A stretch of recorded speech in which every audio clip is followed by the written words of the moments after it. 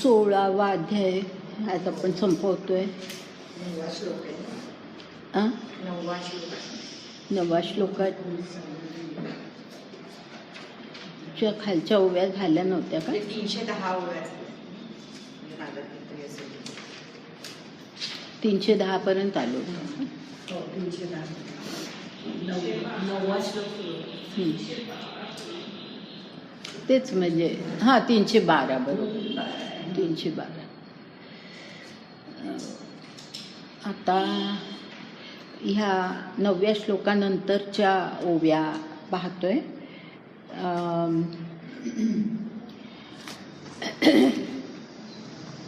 म्हणजे एकदम मी बोलायला लागले ह्या ओव्यांबद्दल तर आठवणार म्हणजे तुमच्या लक्षात येणार नाही, म्हणून आधी जे काय आपण पाहिलंय तर त्याचा थोडासा उल्लेख करते की ही ज्यांच्यामध्ये आसुरी संपत्ती असते ती माणसं कशी वागतात, त्यांचं म्हणजे त्यांना फक्त आपल्या इच्छा कामा वाचून काही जगा मूळची आन नाही ऐसे बोलती पाही आसुरते, हे अशा प्रकारचे त्यांच्याबद्दल विचार मांडलेले आहेत. आणि त्यानंतर मग आता पुढे त्याला जोडून आता पुढे की आता ज्या ओव्या आहेत त्या भगवंत अर्जुनाला असं म्हणतायत की म्हणजे तुला काय वाटेल हे जे मी सांगतोय त्याबद्दल तुझ्या मनामध्ये काय विचार येईल असा विचार करून भगवंत काय म्हणतायत तर आणि ईश्वराची या खंती नुसदियाची करीती चांथी हेही नाही चित्ती निश्चयो एको. म्हणजे अर्जुना तुला असं वाटेल की ही माणसं जी ज्यांच्यामध्ये ही आसुरी प्रकृती आहे ही माणसं ईश्वराच्या तिरस्काराने, ईश्वराची या खंती ह्याचा अर्थ तिरस्कार, खंती ह्याचा अर्थ या ठिकाणी तिरस्कार आहे की ईश्वराबद्दल त्यांना अतिशय तिरस्कार वाटतो.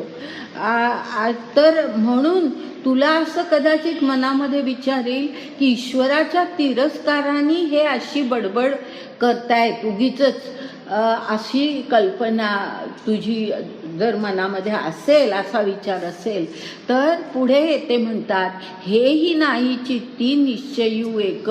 म्हणजे हे तसं त्यांचं असं हे नसतं की ईश्वराबद्दलचं तिरस्कारामुळे ते असं बोलतात, असं नाही, तर त्यांचा निश्चय एकू म्हणजे त्यांचा एक निश्चयच असा झालेला असतो की म्हणजे काय वृत्ती ज्याला म्हणतात की त्यांची वृत्तीच अशी झालेली असते की आता पुढची त्याला लागून असलेली पुढची ओवी बघा. किंबहुना उघड अंगी भरून या पाखांड नास्तिकपणाचे हाड रोविले जावे.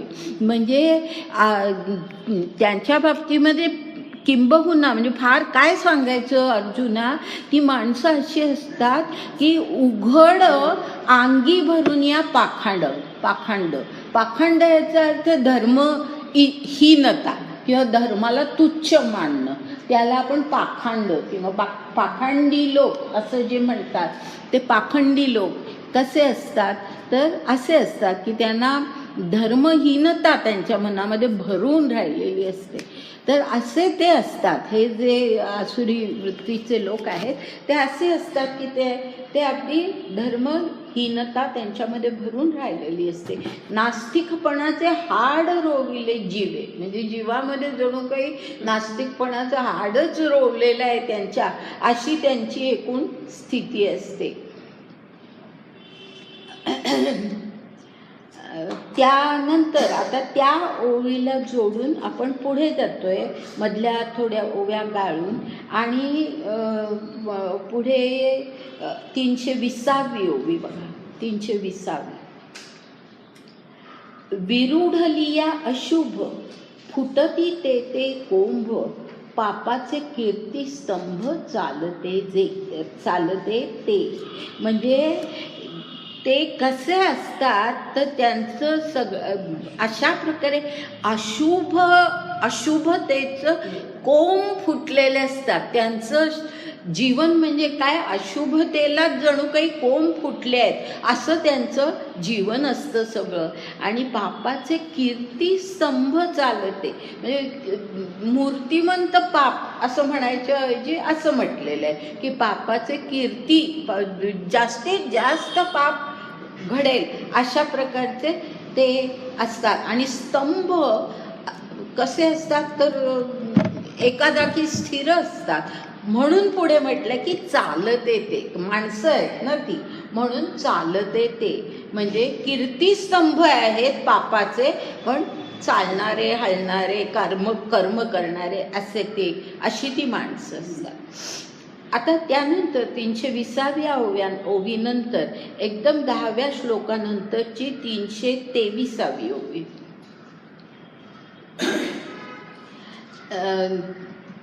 तरी जाळे पाणीये न भरे, आगी इंधन न पुरे, तया दुर्भरांची ये धुरे भुकाळू जो.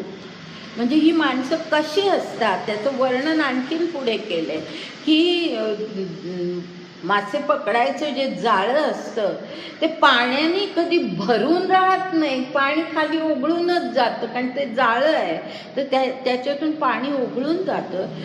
म्हणजे त्याच्यात कधी ते राहत नाही. ह्याचा अर्थ की त्या जाळ्याला पाणी कितीही तुम्ही घाला ते त्याला पुरत नाही, असा त्याचा अर्थ. ते त्याला पुरत नाही.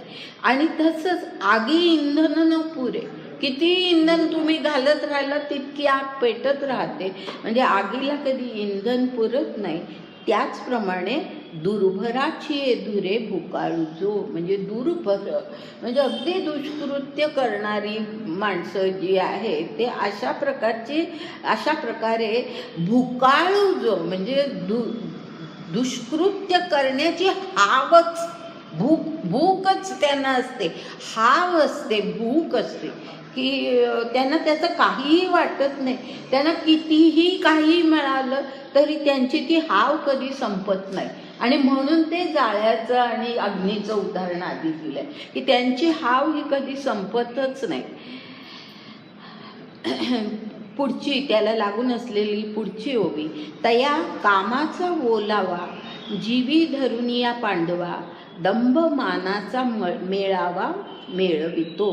म्हणजे ते कसे असतात, कामाचा ओलावा म्हणजे कुठलेही अंकुर आहेत ना ते अंकुर वाढण्यासाठी ओलावा पाहिजे, तर तो कामाचा ओलावा, कारण इच्छा सतत मनामध्ये, हे मला पाहिजे ते मला पाहिजे असं इच्छा काम हे त्यांच्या मनामधून कधी संपतच नाही. कामाचा ओलावा सतत असतो.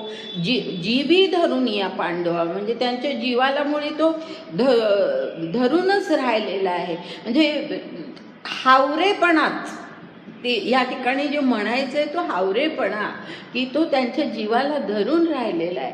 आणि मग त्याच्यामुळे काय होतं की दंभ मानांचा मेळावा मेळविती, म्हणजे मग आपोआपच काय होतं त्यातून ज्याला अशा भयंकर हाव असते सगळ्या गोष्टींची, साधी इच्छा वगैरे नाही, हावच असते, त्याला मग दंभ असतो, त्याला जे काही आहे आपण केलेलं त्याच्याबद्दल अभिमान वाटत असतो.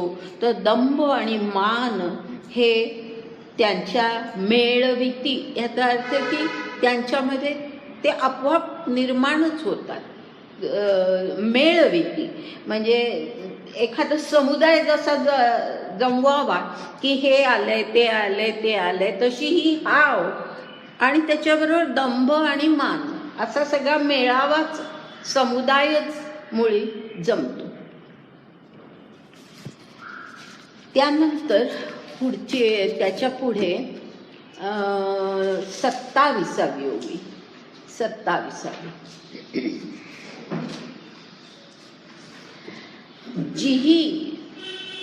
जिही परोपतापू घडे, परावा जीवू रगडे, तीही कर्मी होनी गाढे जन्मवृत्ती. आता हा जो आधीचा जो शब्द आहे ना, मी वाचला कसा लक्षात घ्या. परोपतापू असं म्हटलं मी, तुम्ही जर परोपतापू असं एकत्र ते केलं तर अर्थ लागणार नाही, म्हणून मी मुद्दाम वाचताना तसं वाचलंय. पाहिजे तर कॉमा करा तिथे. परोप म्हणजे दुसऱ्या माणसात, दुसरी माणसं, परकी माणसं, त्यांना ताप घडेल असंच हे वागत असतात. त्यांना त्रास देणं हेच त्यांची वृत्ती असते, पीडा देणं, इतरांना पीडा देणं. परोपतापू म्हणजे दुसऱ्यांना पीडा व्हावी. परावा जीवू रगडे म्हणजे दुसऱ्या माणसांचा नाशच होऊ दे, सगळं आहे ते सगळं माझं असं, तर दुसऱ्या माणसांचा नाश होऊन जाऊ दे.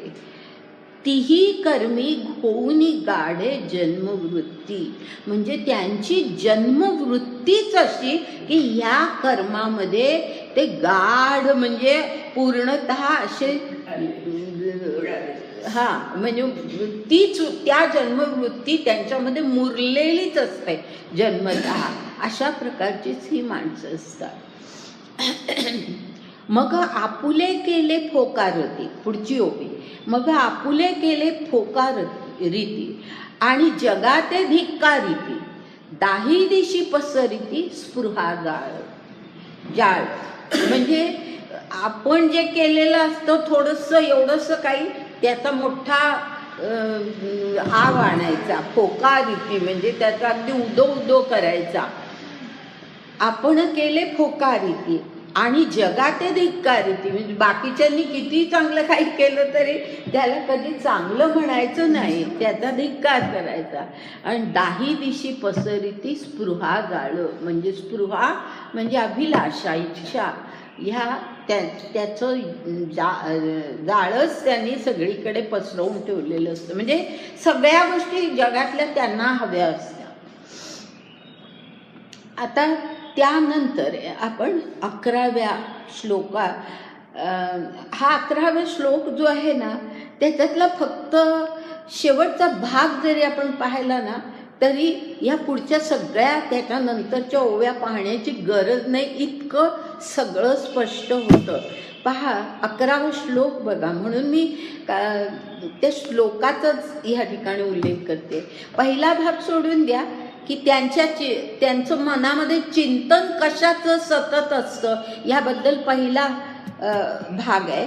आणि त्यानंतरचा पुढचा जो शेवटचा भाग आहे तो असा आहे, कामोपभोग परमा एता विदिती निश्चितः म्हणजे आपलं जीवन आहेच कशासाठी तर आपल्या जीवनाचं सार सर्वस्वच असं आहे की आपण कामाचा उपभोग घ्यायचा, म्हणजे जे आपल्याला हवं आहे ते सगळं मिळवायचं, मग कशाही रीतीने मिळवा, त्याच्यासाठी हा जन्म आपला झालेला आहे असं त्यांच्या मनामध्ये निश्चित म्हणजे असं दृढ भावना असते. आता ओव्या नाही घेतल्या ना आपण तरीसुद्धा पहिली ओवी बघा, याची एका येती तयाची या कर्म प्रवृत्ती आणि जिणिया ही परवती वाहती चिंता म्हणजे हाच एक विचार त्यांच्या मनामध्ये सगळ्या कर्म प्रवृत्तीच्या मागे हाच विचार असतो. ते जे कर्म करतात ती सगळी कर्म ही अशाच प्रकारची असतात की आपल्याला सगळं मिळावं, बाकी कोणाचं काय होतं याबद्दल त्यांना काही चिंता नसते, केवळ स्वतःला कसं मिळेल ह्याचंच चिंतन मनामध्ये, चिंता किंवा चिंतन मनामध्ये सर्व काळ त्यांच्या असतं. पुढच्या त्यानंतरच्या ओव्या मी सोडते कारण तोच भाग किंवा तोच विचार वेगवेगळ्या शब्दामध्ये मांडलेला आहे. आता त्यानंतर 12व्या श्लोकाच्या नंतरच्या ओव्या पाहतोय आपण. 12व्या श्लोकानंतरच्या ओव्या ज्या आहेत त्या 37वी ओवी आहे. आमिष कवळू थोरी आशा न विचारिता गिळी मासा तैसे की जे विषयाशा तयासी गा म्हणजे मासा कसा असतो की जाळ्याला आमिष लावलेलं असतं की माशांनी यावं, ते काय लावलेलं आहे, मासाचा तुकडा वगैरे काही लावलेलं असतं ते खाण्यासाठी म्हणून माशांनी यावं, आणि मासा जवळ आला की जाळ्यात अडकतो. आपण त्या माशाला हे कधी विचारच येत नाही की ते आमिष घ्यायला आपण गेलो की आपण अडकणार आहोत, आपलाच प्राण जाणार आहे, ह्याचा विचार तो कधी करत नाही. तसंच ही माणसं असतात. तैसे की जे विषय आशा, विषय आशा, विषयाशा म्हणजे विषयांबद्दलची आशा, की हे मला पाहिजे वगैरे, अशा सतत त्यांच्या मनामध्ये आशा, इच्छा, अपेक्षा भरून राहिलेल्या असतात. अशी त्यांची एकूण वृत्ती असते.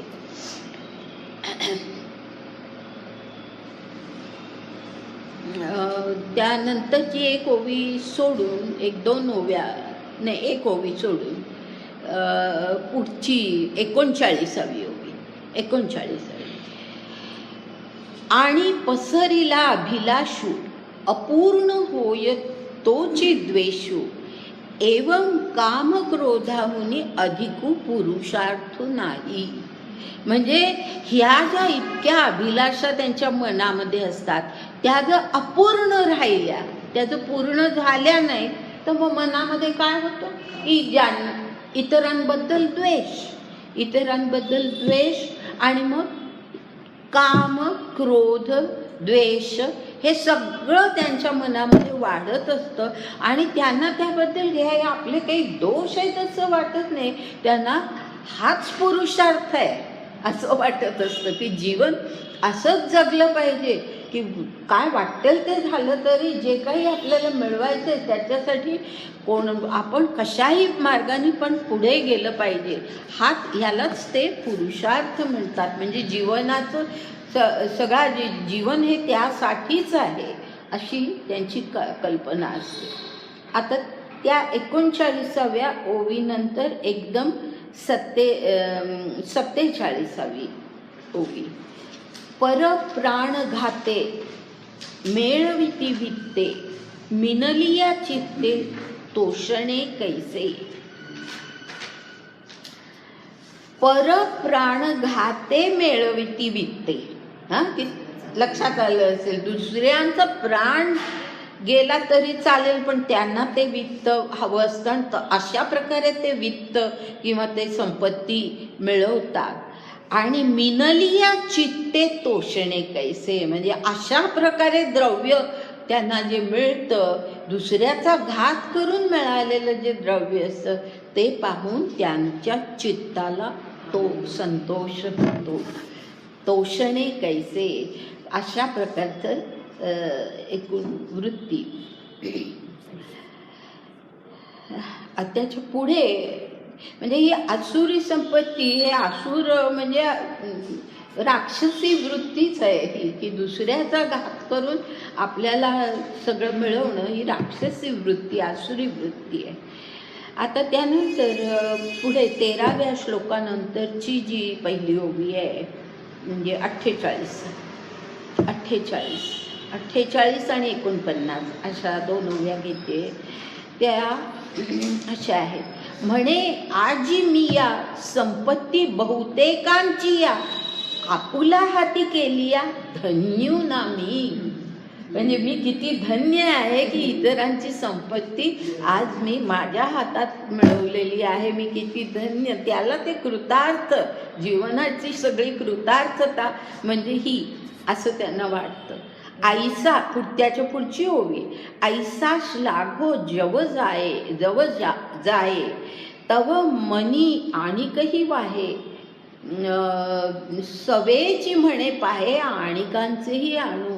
म्हणजे हा श्लाघ याचा अर्थ की त्याच्याबद्दल वाटणारा अभिमान, की हे दुसऱ्यांचं मी मिळवलं ह्याबद्दल जो अभिमान त्यांना वाटतो म्हणजे तो श्लाघ.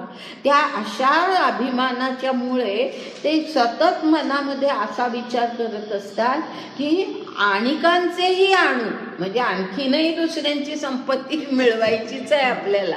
म्हणजे अशाच वृत्तीने ते जगतात.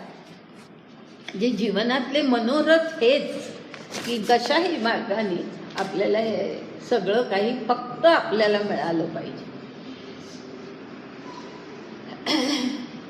आता त्यानंतर 75वी ओवी, नाही मधलं, मला वाटतं मधला भाग माझा गेला, एखादं पान कुठेतरी घरी राहिलेलं दिसतं. त्याच्या पुढे मला जरा कोणीतरी पुस्तक देता.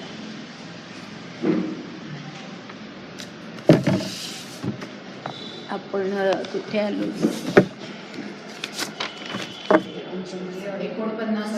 49.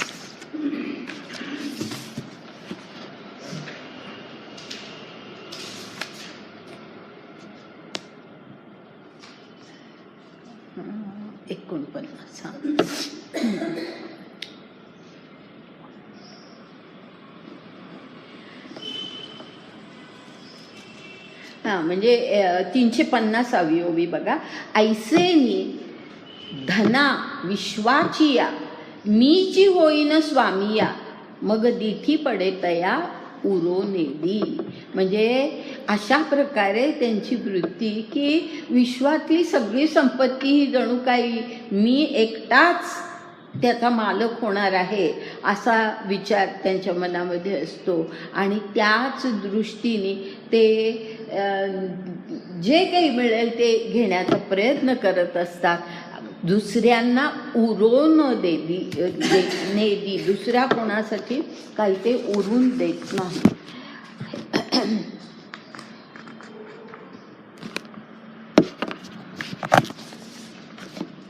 म्हणजे पुढची 353वी ओवी तशीच आहे पहा.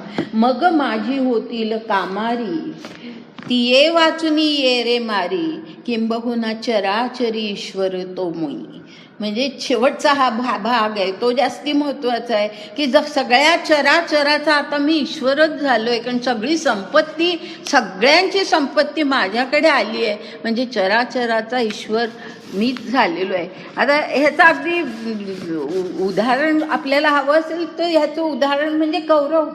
सगळे कौरव कसे होते, कौरव वृत्ती ही अगदी बरोबर ह्याचं उदाहरण आहे. त्यामुळे आपल्याला कळायला काही कठीण काहीच नाही.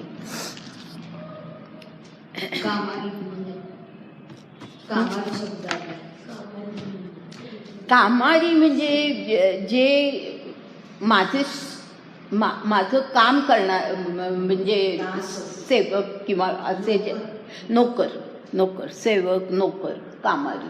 म्हणजे त्यांच्या इच्छा पूर्ण करायला पुन्हा कोणीतरी लागतंच त्यांना ना हाताची. ते त्यांचे कामारी, म्हणजे काम पूर्ण करायला त्यांची मदत होते. त्यांनाही मी मारून टाकेन असं असतं. म्हणजे मी त्यांचा सुद्धा विचार करणार नाही, शेवटी एकटा मी असं.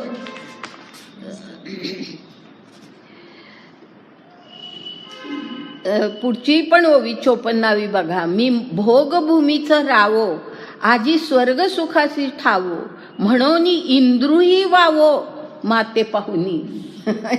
इंद्र सुद्धा माझ्या पुढे फिका आहे असं त्यांना वाटतं.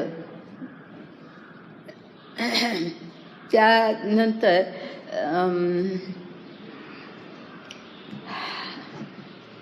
आता हे कुबेर वगैरे असं मध्ये अनेक उदाहरणं दिली. सगळंच आपण पाहिलं पाहिजे असं नाही.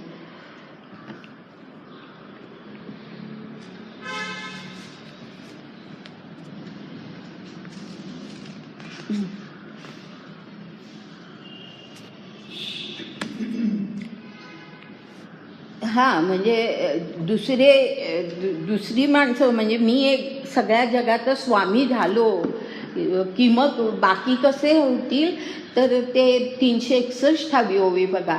माते गाती वानिती नटनाचे, रिझविती तया देईन मागती ते वस्तू.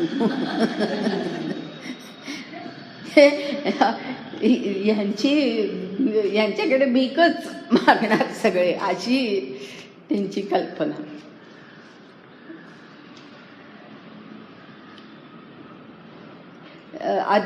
त्यानंतर 365वी ओवी बघा. अज्ञान आतुले धुळी म्हणून आशा वाहुटळी, भोवंडी जती अंतराळी मनोरथांच्या. भोवंडी जाती ह्याचा अर्थ वावटळ म्हणतो ना आपण, वाऱ्याची वावटळ येते, तर ती वावटळ, तर ती वावटळ वाऱ्याची वावटळ जशी अंतराळामध्ये जाते तसे यांचे मनोरथ हे अशा प्रकारे धुळीसारखेच असतात, कारण ते अज्ञानावरती आधारित असतात, त्यामुळे धुळीसारखेच असतात आणि ते सुद्धा अशीच वावटळ होऊन अंतराळामध्ये, म्हणजे आहे त्या वस्तुस्थितीच्या पेक्षा ते काहीतरी वेगळे सगळी स्वप्न बघत असतात स्वतःच्या बाबतीमध्ये.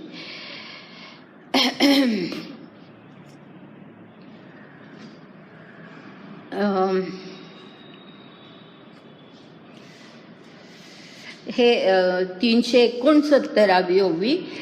तेव्हा चढतीये रजनी तमाची, होय पुरवणी तैसा मोह अंतःकरणी वाढोची लागे.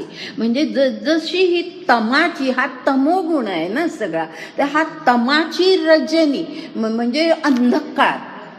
तम म्हणजेही अंधकारच, पण एकूण तमगुणाचं हा ही रात्र जशी अधिक अधिक वाढत जाते तसा मोह सगळ्या अंतःकरणामध्ये सगळ्या प्रकारचा मोह त्यांच्या अधिक अधिक वाढत असतो.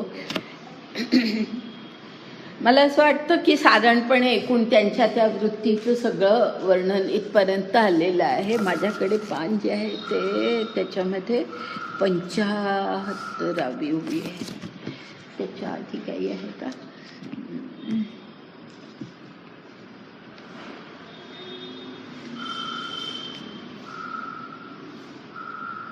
हां, नाही, आता एकदम 375वी आपण ओवी घेऊ.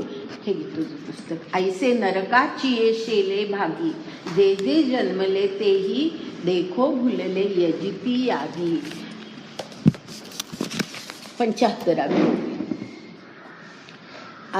ऐसे नरकाची ये सेले भागी, जे जे म्हणजे हे नरकाला जाण्यासाठीच सेले भागी. हा पूर्वी पण हा शब्द अनेक वेळेला शेलका भाग, म्हणजे अगदी बरोबर तेच त्यांच्यासाठी ठेवलेलं आहे, त्याला शेलका भाग असं म्हणतात.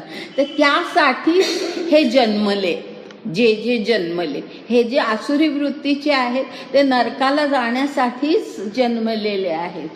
आणि तरी सुद्धा म्हणजे जाणार ते नरकालाच, पण तेही देखो भुलले योजिती यागी. तरी म्हणजे सगळं असं करत असताना पुन्हा यज्ञ यागही करतात.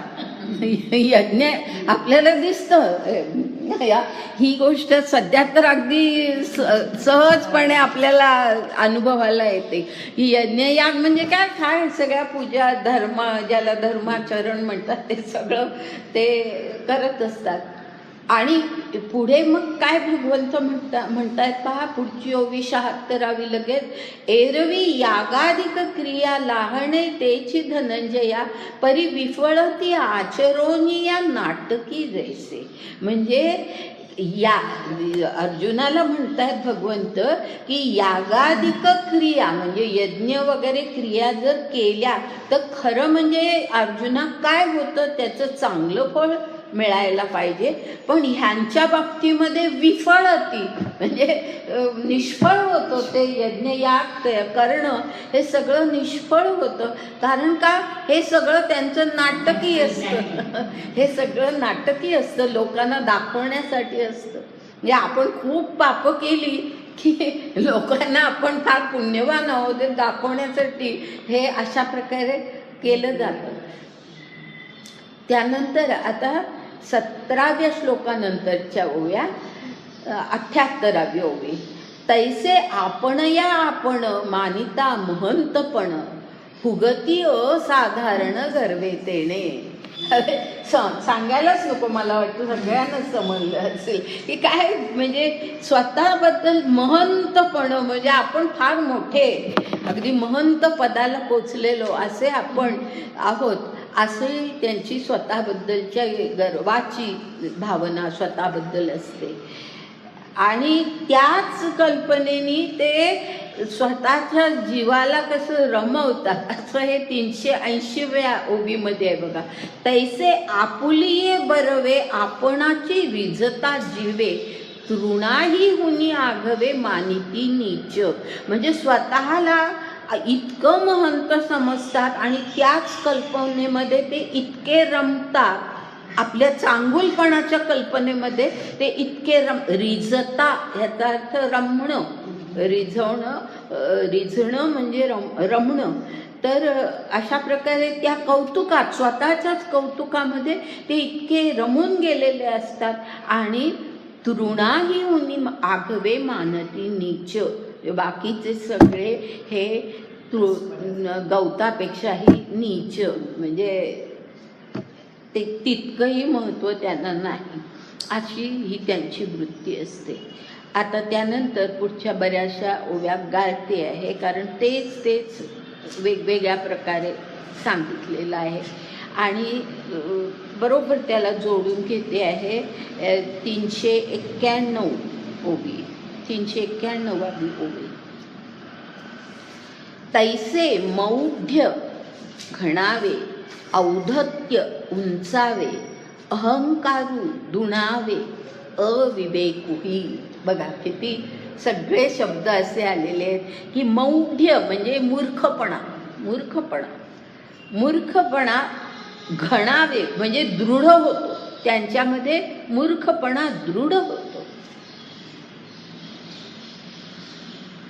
औद्धत्य म्हणजे उद्धटपणा उंचावतो. अहंकार दुणावे अविवेकुही अशी ही माणसं असतात.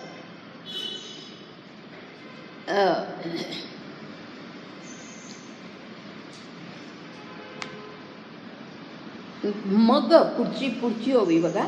मग दुजयाची भाष नुरवावया निशेष बळीयेपणा अधिक होय बळ. म्हणजे दुजयाची भाष ह्याचा अर्थ असा की आपल्याशिवाय दुसऱ्याचं नाव सुद्धा निघू नये.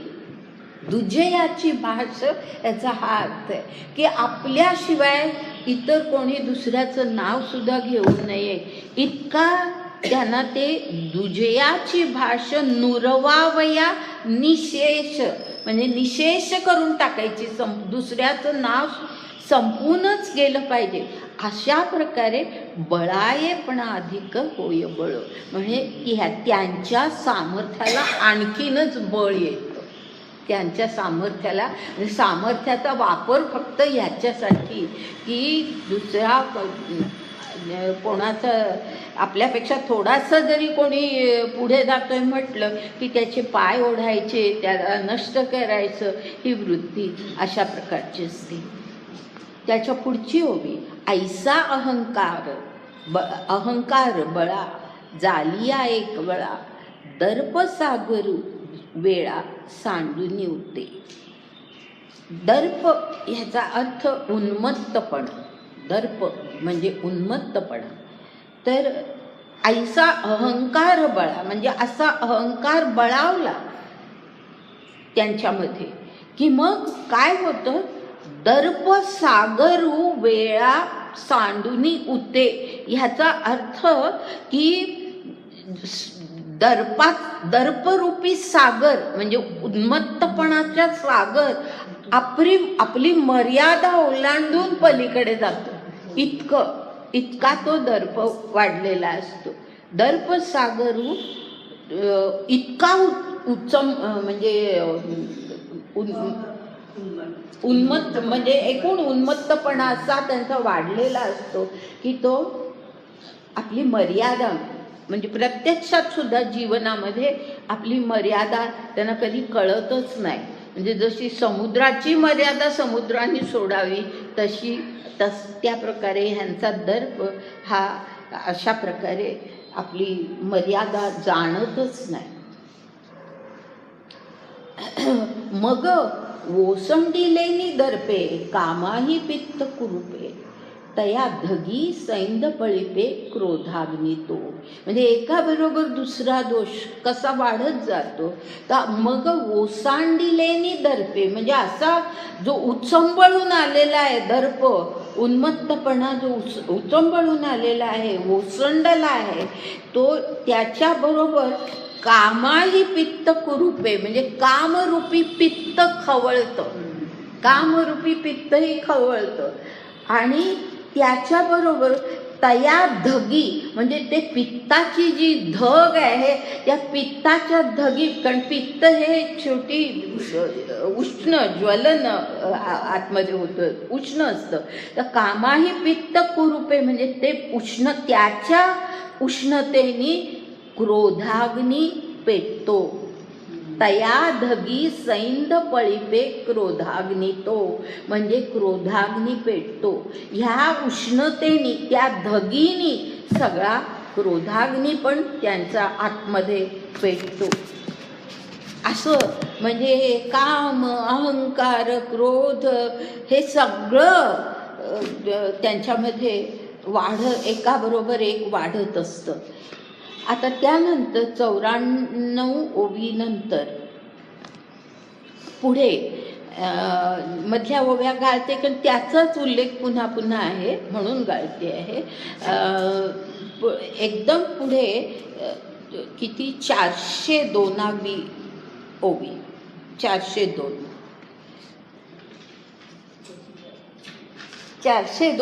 ओवी जी आहे त्यामध्ये ती ओवी आधी मी वाचते आणि मग म्हणजे ही ओवी काय आहे ते आधी मी सांगते तुम्हाला. की ह्या ओवीमध्ये भगवंत अर्जुनाला सांगतायत की माझं खरं हे काय असतं, माझं स्वरूप किंवा मला कोण आवडतं ते, किंवा माझं निजधाम काय आहे ते त्याला सांगताय. आणि मग ह्याला ही आसुरी वृत्तीची माणसं कशा प्रकारे अशा लोकांना कसं वागवतात ते पुढे सांगितलेलं आहे. तर तो उल्लेख करताना ही 402वी ओवी जी आहे ती पहा. संती आणि सत्पुरुष, दानशील याज्ञिक, तपस्वी अलौकिक, संन्यासी जे, पहा म्हणजे सगळी चांगली महात्मे सगळे सांगितलेले आहेत. संत, सत्पुरुष, दानशील, याज्ञिक, तपस्वी, अलौकिक, संन्यासी जे. का भक्त हन महात्मे, म्हणजे अगदी भक्ती करणारे असे महात्मे. ही इये माझी निजाची धामे, असं म्हटलंय त्यांनी. म्हणजे ही सगळी माझी निजाची, म्हणजे माझी स्वतःची घरं आहेत. की ही माणसं अशी मोठेपणाला पोचलेली ही माणसं ही माझी स्वतःची घरं आहेत. त्या म्हणजे तिथे माझी वसती असते असं त्यांनी म्हटलेलं आहे. इतकं त्या माणसांबद्दल मला प्रेम असतं. आणि ती धामं कशी आहेत तर निर्वाळली होमधर्मे श्रौतादिकी, म्हणजे हे जे सगळे संत भक्त महात्मे हे जे सगळे आहेत हे कसे आहेत, निर्वाळली त्यांची म्हणजे माझी ही घरं निर्वाळली म्हणजे शुद्ध झाली आहेत. कशाने तर त्यांनी केलेल्या होम धर्म आणि श्रुतींचा, म्हणजे वेदाध्ययन आणि हे जे काही ते करतात, म्हणजे त्यांचं ज्ञान, त्या श्रुतींचं ज्ञान, होम धर्म ह्याच्यामुळे ही माझी घरं शुद्ध पवित्र झालेली आहेत. परंतु या घरांकडे म्हणजे माझ्याकडे हे किंवा ह्या माणसांकडे ही आसुरी संपत्तीची लोक कशी पाहतात तर ते पुढे आहे पुढच्या ओवीमध्ये. तया द्वेषाचे काळ कुटे, बासटोनी तिखटे, कुबोलाची सदटे सुद्धी कांडे. खूप वेगवेगळे शब्द आहेत, थोडे अपरिचित वाटतील म्हणून नीट लक्षात घ्या की हे कसं आपण समजावून घ्यायचं आहे. तर पहिल्यांदा कुबोलांची सदटे हा शब्द आधी पहिल्यांदा सांगते मी. कुबोल याचा अर्थ वाईट शब्द, अत्यंत वाईट अशा प्रकारचे शब्द, त्याचे सदटे म्हणजे बाण, बाण, अत्यंत वाईट शब्दांचे बाण, तीक्ष्ण असे बाण, त्याला काय केलेलं आहे? तया द्वेषाचेनी काळकुटे बासटोनी तिखटे. हा, आलं लक्षात? म्हणजे ते जे वाईट शब्दांचे जे बाण आहेत ते आधी वाईटच, आणि त्यांना काय केलंय तर द्वेषाचं काळकूट म्हणजे विष, द्वेषाचं विष बासटोनी म्हणजे त्याला लेपून टाकलेले, लावलंय त्या बाणांना. थोडे हे शब्द अपरिचित आहेत म्हणून सगळं नीट स्पष्ट केलं. आणि अशा प्रकारे सुती कांडे म्हणजे असे ते वाईट शब्दांचे बाण की जे द्वेषाच्या विषाने माखलेले आहेत, तिखट झालेले, तीक्ष्ण झालेले आहेत, असे ते बाण, ते सुती कांडे म्हणजे ते त्या माझ्या निजधामांवरती, म्हणजेच हे जे महात्मे, संतांपासून महात्म्यांपर्यंत ज्यांचा उल्लेख केला त्यांच्यावरती ते टाकत असतात. कारण त्यांचा द्वेषच ते करतात, चांगल्या लोकांचा ते द्वेष करतात. तर ते अशा शब्दामध्ये मांडलेलं आहे. त्यानंतर पुढे 19व्या श्लोकानंतरच्या ओव्या. ऐसे आघवाची परी प्रवर्तले माझा वैरी, तरी तया पापिया जे मी करी ते ऐक पा. म्हणजे अशा प्रकारे अशा रीतीने आघवाची परी म्हणजे सर्व प्रकारे प्रवर्तले माझा वैरी म्हणजे माझ्याशी हे माणसं वैर करत असतात, सर्व प्रकारे ते माझ्याशी वैर करत असतात. तर मी या पापी लोकांच्या बाबतीमध्ये काय करतो ते आता मी तुला सांगतो अर्जुना, ऐक पा. मी त्यांच्या बाबतीमध्ये काय करतो ते तुला सांगतोय, ते तू ऐक. आणि मग पुढे म्हटले तरी मनुष्य देहाचा तागा घेऊन रुसती जे जगा, पदवी हिरोनी पैगा ऐसे ठेवी. म्हणजे मनुष्य देहाचा तागा घेऊन ह्या जगामध्ये ते आले, म्हणजे मनुष्य देह घेऊन ते ह्या जगामध्ये जन्मले, पण ह्याच जगाचे ते वैरी झालेले आहेत. घेऊन रुसती जे जगा म्हणजे सगळ्या जगाचा नाशच करायला ते निघालेले आहेत. असे हे जे आहेत त्यांना मी काय करतो, पदवी हिरोनी पैगा ऐसे ठेवी. म्हणजे त्यांची ही जी पदवी आहे, ही मनुष्य देह त्यांना लाभला आहे, ही त्यांची पदवीच मी काढून देतो. म्हणजे त्यांना पुढे मनुष्य देहामध्ये मी जायला देत नाही. म्हणजे मग ते कुठल्या तरी अगदी हीन योनीमध्ये त्यांचा जन्म होतो. असं म्हणजे पुढच्या जर तुम्ही ओव्या वाचल्या तर ते अधिक तुम्हाला स्पष्ट होईल की हीन योनीमध्ये ते मग त्याच्या पुढे जन्मतात. आणि मग हीन योनी म्हणजे अगदी दगडापर्यंत असं अशी कल्पना आहे. तर असं हे आहे. आता त्या म्हणजे त्याचं थोडंसं एकच त्यातला उल्लेख वाचते. मग आहाराचे नावे तृणही जेथ नुगवे, म्हणजे खायला गवत सुद्धा नाही असं जे ठिकाण आहे अशा ठिकाणी त्यांना ते जन्मतात. आणि शिवाय व्याघ्र वृश्चिक आडवे तैसिया करी, म्हणजे त्यांना वाघ किंवा विंचू म्हणजे आता अशा योनीमध्ये ते जन्मतात असाही अर्थ घेता येतो, किंवा ज्या ठिकाणी व्याघ्र आणि वृश्चिक आहेत अशा ठिकाणी ते त्यांचा जन्म होतो. म्हणजे पुन्हा त्यांना म्हणजे सर्व प्रकारे ताप निर्माण होतो.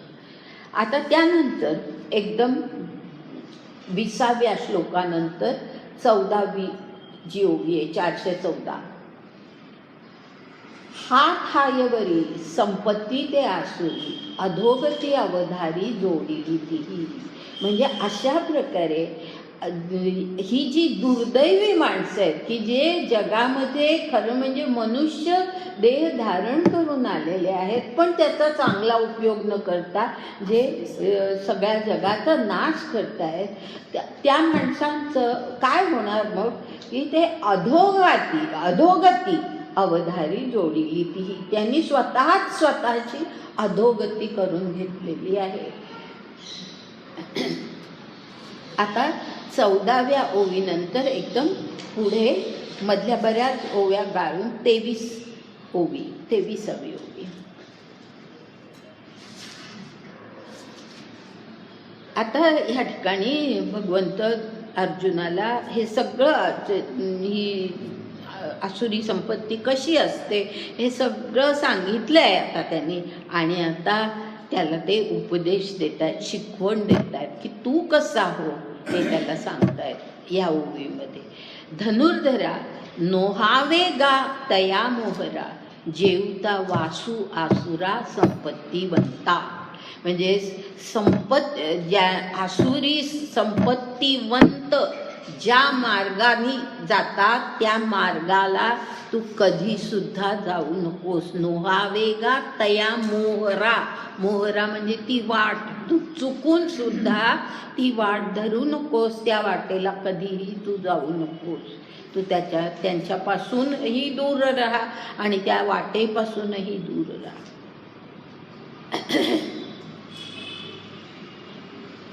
आणि दंभादी दोष सगळे जे काही आहेत दोष साई ते संपूर्ण जयाच्या ठाई ते त्यजावे हे काही म्हणू कीर. म्हणजे आणखी मी तुला काय सांगू की हे सगळे जे दंभ काम क्रोध अहंकार लोभ द्वेष हे सगळे जे दोष आहेत ह्या सगळ्यापासून हे सगळे तू टाकून दे. कधीही त्याच्याजवळ जाऊ नको. तुझ्या ठिकाणी ज्यांच्या ठिकाणी ते असतील त्यांच्याशी संग तू कधी करू नको. ज्यांच्या ठिकाणी ते असतील असे गुण असतील त्यांचा संग तू कधीही करू नकोस. त्यजावे काही म्हणून कीर म्हणजे कोणाला त्यजावंच ज्यांच्या ठिकाणी असे दोष आहेत त्यांच्यापासून तू दूर राहा. कधी त्यांचा संग करू नको. आता 21व्या श्लोकानंतर 25वी ओवी. परी काम क्रोध लोभ या तिहीचेची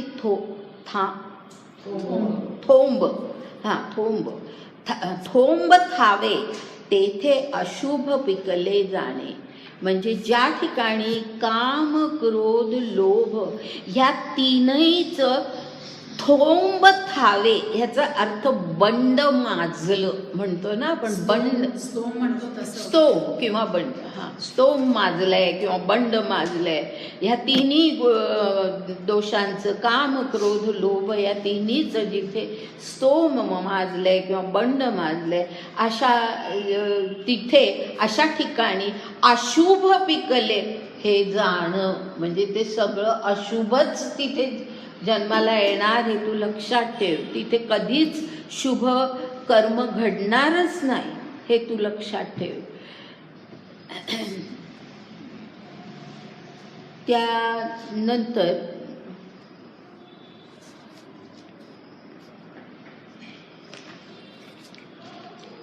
मला वाटतं पुढची ओवी घेते मी 62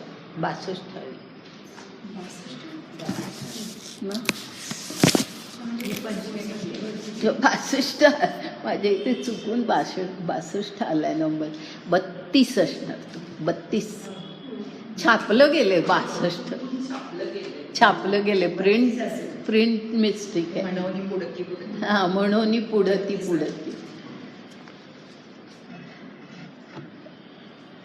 32वी ओवी. म्हणून पुढत पुढती किरीटी, हे कामादी दोष त्रिपुटी, त्याजावीच गावोखटी, आगवाविषयी. आगवाविषयी याचा अर्थ सगळ्या बाबतीत, सगळ्या विषयात, सगळ्या बाबतीत, म्हणजेच आपल्या संपूर्ण जीवनामध्ये कामादी त्रिपुटी, कुठले काम, क्रोध आणि लोभ, हे तीन जे काही याची त्रिपुटी आहे, ती सर्व प्रकारे तू ती टाळ, त्याचा त्याग कर. हे पुढती, हे मी तुला पुन्हा पुन्हा सांगतोय, हे लक्षात घे अर्जुना. आता त्यानंतर 22व्या श्लोकानंतर काही ओव्या काढून 440 440. तैसा कामादिकी तिघी सांडीला सुख पावोनी जगी, संगूल आहेत निमाळे निस्तरे राणे. सॉरी संगूल आहे मोक्ष मार्गी सज्जनांचा. तैसा कामादिकी तिघी, म्हणजे हे जे तीन, काम, क्रोध आणि लोभ, हे जे तीन हे आहेत दोष आहेत, ते जीवाला म्हणजे हे नाहीसे झाले, हे तीनही दोष नाहीसे झाले की जीवाला सांडीला सुख पावून जगी, म्हणजे तो जीव मग सुखामध्ये जगतो ह्याच्यामध्ये, ह्या जीवनामध्ये. आणि संगूल आहे मोक्ष मार्गी सज्जनांचा, ह्याचा अर्थ की जे मोक्ष मार्गावरती असणारे सज्जन आहेत त्यांचा संग आपल्याला लागतो. त्यांचा संग आपल्याला, म्हणजे आसुरी गुण असणाऱ्यांचा संग आपल्याला लाभत नाही, तर मोक्ष मार्गावरती जे चांगले म्हणजे जे जात आहेत, म्हणजे ज्यांच्यामध्ये दैवी गुण आहेत, अशा सज्जनांचा संग आपल्याला लाभतो.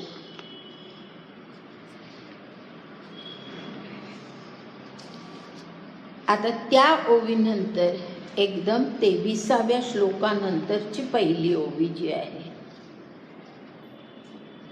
खूप गाळते, पण तुम्ही वाचलत ना तर खरोखर म्हणजे काही हरकत नाही आहे ते गाळायला. मी संपूर्ण वाचलेलं आहे आणि अशाच प्रकारे मी ते कसं जोडावं हे पाहिलेलं आहे.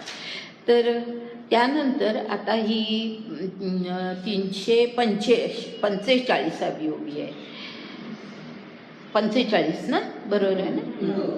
ना हे नावडवनी काही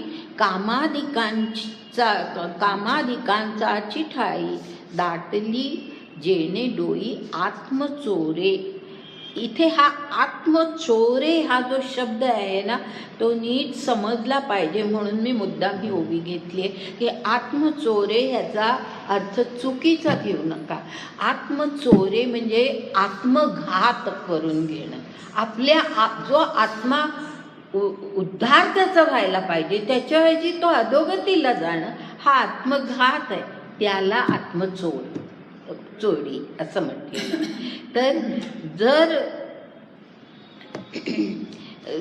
जर का म्हणजे त्यांनी आता पुन्हा हे जे आसुरी गुण आहेत त्यांच्यातच जे रमून जातात त्यांच्याबद्दल असं बोललेलं ते बोलतायत भगवंत, की जे मी सांगतोय ते न करता ही माणसं ना हे नावडोनी काही, म्हणजे जे मी सांगितलंय ते काही आवडत नाही त्यांना, आणि कामाधिकांचा चिठाई दाटली जेणे डोई, म्हणजे आपलं डोकं खुपसलंय कशामध्ये, तर काम, क्रोध, लोभ ह्याच्यातच ज्यांनी आपलं डोकं खुपसलेलं आहे ते स्वतःचा आत्मघात केल्याशिवाय राहत नाही. त्यांचा आत्मघातच होणार, हे तू लक्षात घे अर्जुना. आणि आत्मघात म्हणजे कसा, तर ते आता मधल्या 2-3 ओव्या सोडून 450वी ओवी बघा. 450व्या ओबीमध्ये म्हटले, त्यांचा आत्मघात होतो म्हणजे काय तर आणि परत्र तव जाये हे कीरतया आहे परी ऐहिक नल आहे भोग भोगू.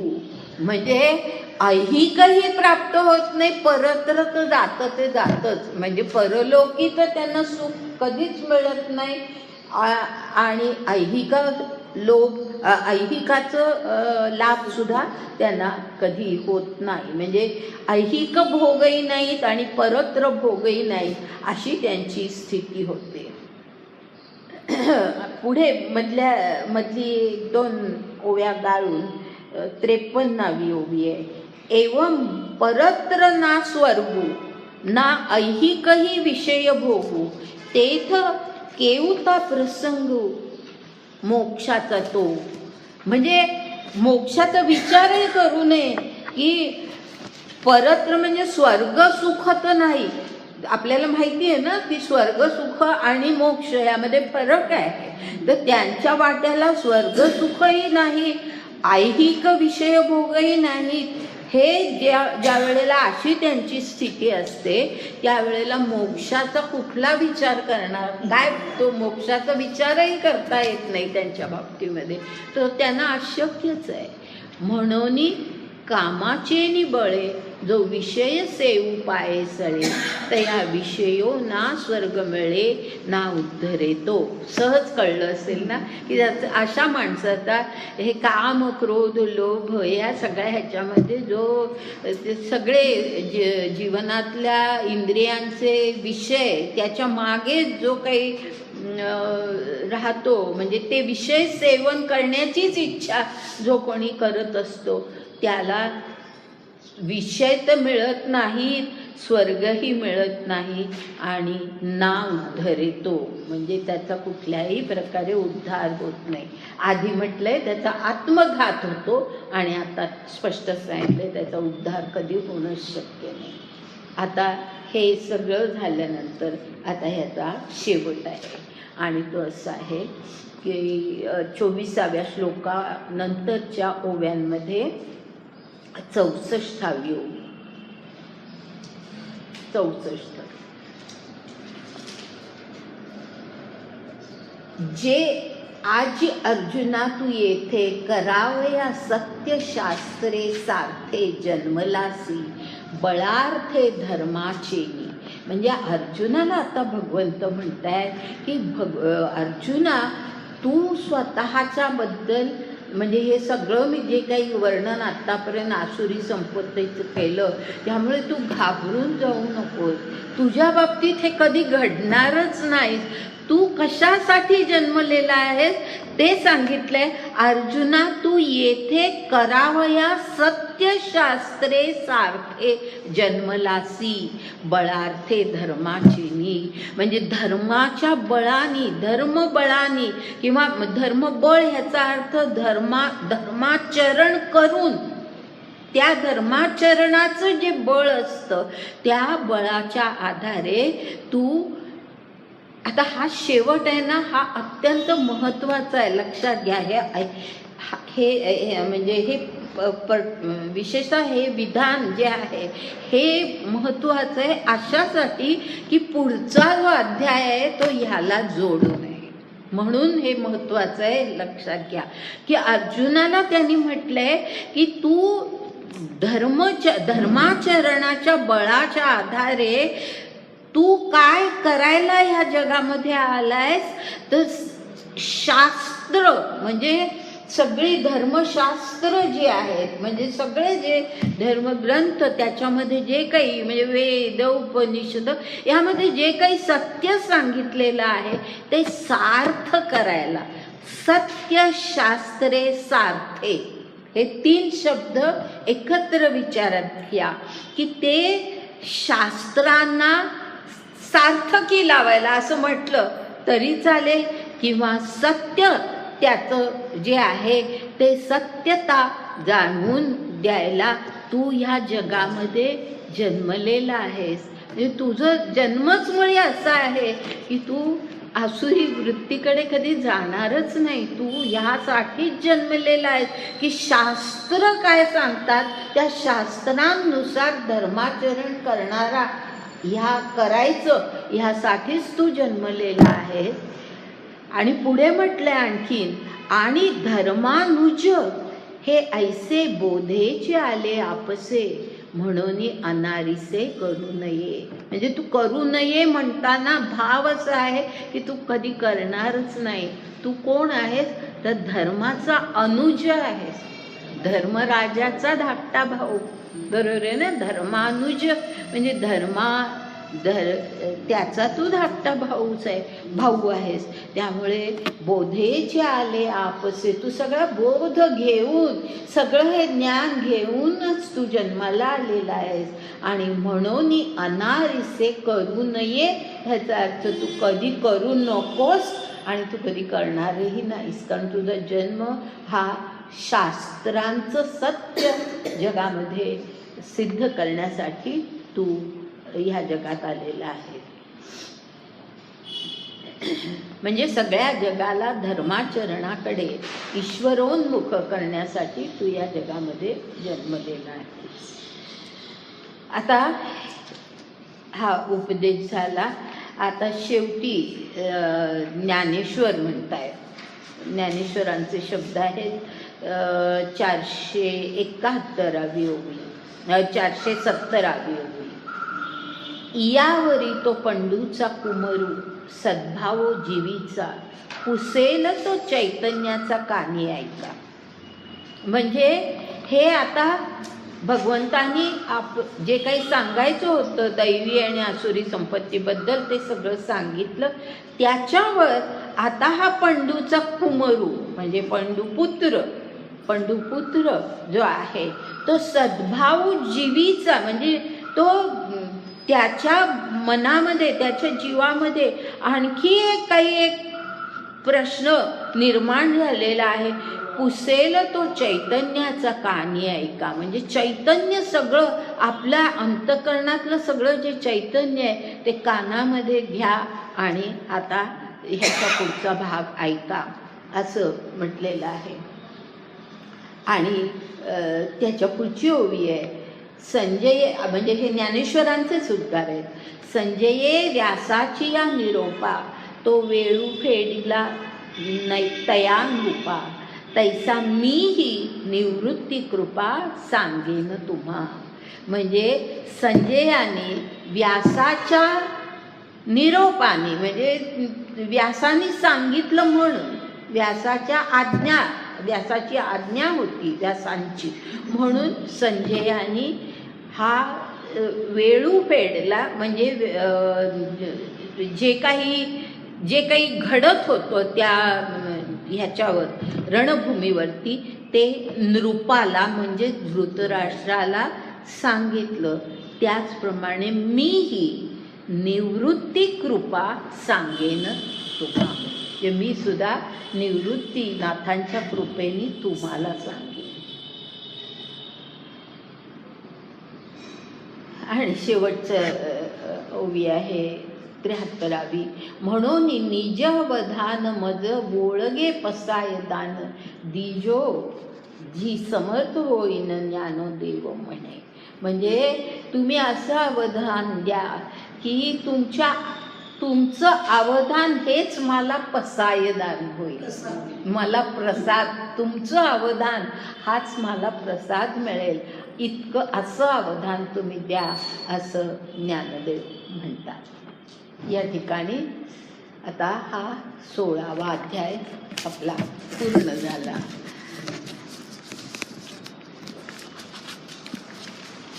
आणि जरा मी बऱ्याच गोष्टी गाळत घेतल्या आहेत, परंतु मला असं वाटतं जर तुम्हाला काही शंका असेल तर मला जरूर विचारा. पण मला असं वाटतं की त्याच्यातला मुख्य माझा हे जे आहे भर कशावर, तर गीतोपदेश तुमच्यापर्यंत पोचावा.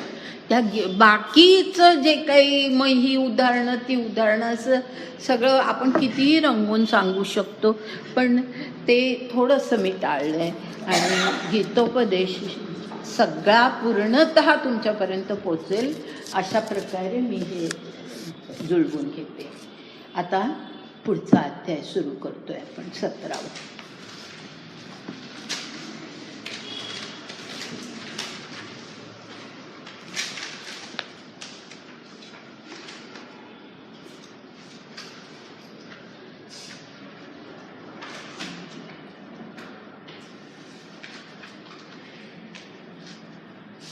ह्या 17व्या अध्यायाची जी सुरुवात आहे त्या सुरुवातीला प्रत्येक अध्यायाच्या सुरुवातीला ज्ञानेश्वरांनी नमन केलेलं आहे कोणाला तरी. तर ह्या ठिकाणी कोणाला नमन केलेलं आहे, वंदन कोणाला केलेलं आहे, तर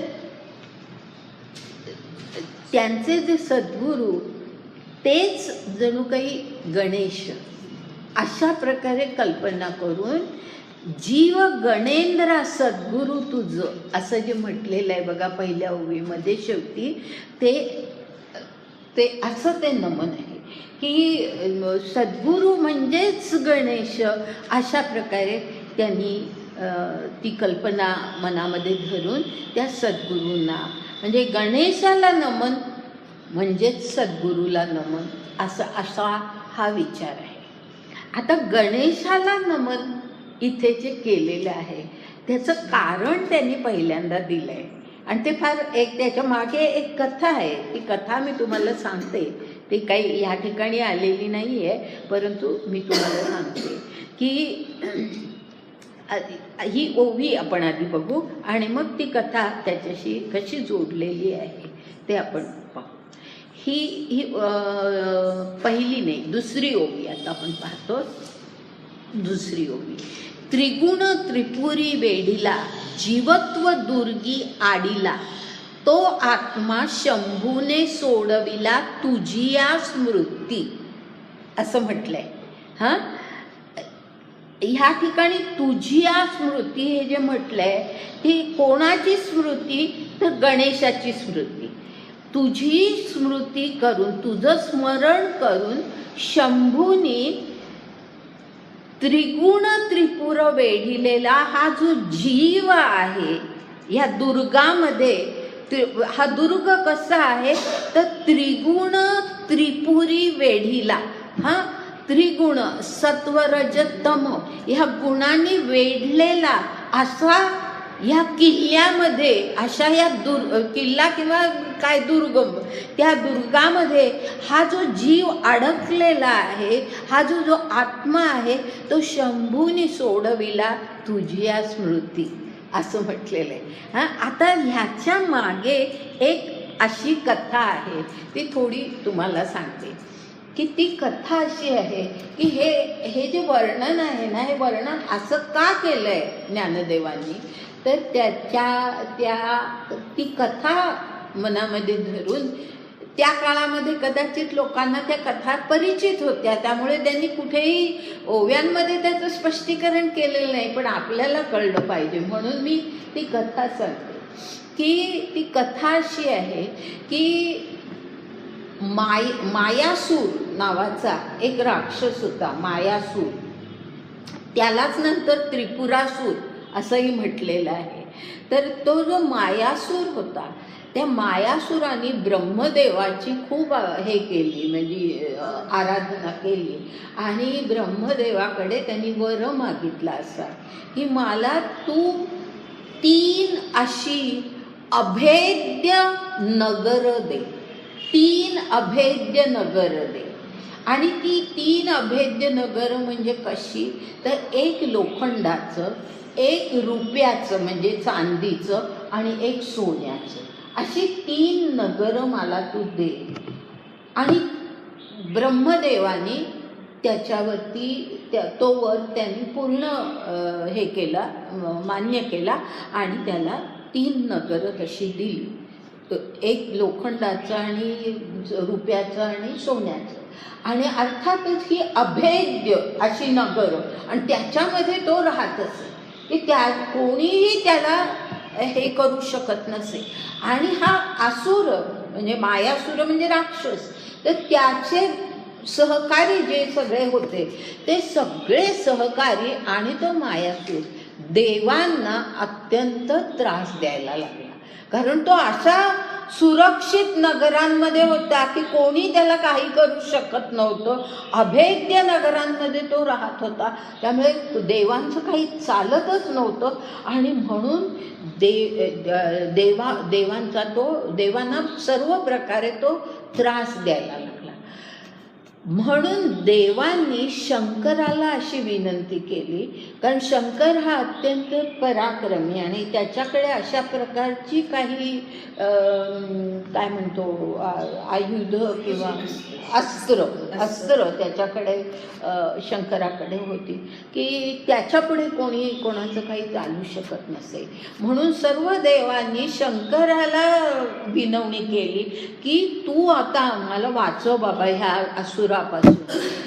आणि म्हणून शंकर आणि सगळे देव मिळून ते त्या मायासुराशी लढू लागले आणि अशा प्रकारे त्याला नष्ट करण्याचा प्रयत्न सगळेजण मिळून करत होते. देव होते आणि शंकरही होता, पण काही केल्या त्यांना यश मिळत नव्हतं. मग त्यांच्या लक्षात आलं की हा लढा देण्याच्या पूर्वी आपण गणेशाची वंदना केलेली नाही आहे. ती न करता आपण ही लढाई सुरू केली. तर कारण गणेश कसा असतो, सुख करता दुःख हरता. तर त्यामुळे गणेशाची आधी आपण हे करायला पाहिजे. विघ्न सगळी नाहीशी व्हायला त्याला आधी आपण वंदन करायला पाहिजे, तेव्हा ही सगळी लढाई आपण जिंकू शकू हे त्यांच्या लक्षात आलं. म्हणून शंकराने गणेशाची प्रार्थना केली. लक्षात घ्या, म्हणजे शंकर हा गणेशापेक्षाही कनिष्ठ दर्जाचा अशी या कथेमध्ये दिसतो. तर शंकरांनी गणेशाची प्रार्थना केली. कनिष्ठ वरिष्ठ असं नाही आहे, ते प्रत्येकाच्याकडे काही विशिष्ट शक्ती होत्या. तशा आता ह्या सगळ्या असुरांचा नाश करायला ज्या शक्ती पाहिजे होत्या त्या हे करत, म्हणजे विघ्न टाळण्यासाठी गणेशाची कृपा आवश्यक होती. म्हणून गणेशाची प्रार्थना केली आणि मग गणेशाने त्यांच्यावरती कृपा केली आणि मग ती लढाई देव जिंकली. असं म्हणजे मायासुराला त्रिपुरासुर असंही म्हणतात, कारण ह्या तीन त्याची त्रिपुर होती. एक लोखंडाचं, एक रुपयाचं आणि एक सोन्याचं, अशी तीन त्याची ती नगर होती. म्हणून त्याला त्रिपुरासुर किंवा मायासुर असं म्हणतात. तर त्याचा नाश हा अशा प्रकारे गणेशाची स्तुती केल्यानंतरच होऊ शकला. आणि म्हणून या ठिकाणी ती कल्पना या ठिकाणी घेऊन इथे कसं म्हटलंय, त्रिगुण त्रिपुरी वेढीला. बरोबर तेच त्रिगुण म्हणजे अभेद्यच साधते सत्व रज. आपण त्याच्यामुळे आपला अधपात होऊन जात असतो. तर त्रिगुण त्रिपुरी वेढीला जीवत्व दुर्गी आडीला, तो आत्मा शंभूने सोडविला तुझिया स्मृती. आलं लक्षात? तर असं ती कथा लक्षात घेऊन ह्या पहिल्या ओवीचा अर्थ नाही मला सुद्धा म्हणजे सांगड काय अप्रतिम जोडले. हा आणि खरंच, आणि ते इथे पुन्हा त्रिगुण त्रिपुरी असं म्हणायचं आहे. बरोबर हे 3 गुण आणि तिथे त्याला 3 त्रिपुर दिलेली आहे. तर हे इतकं सुंदर जोडलेलं आहे.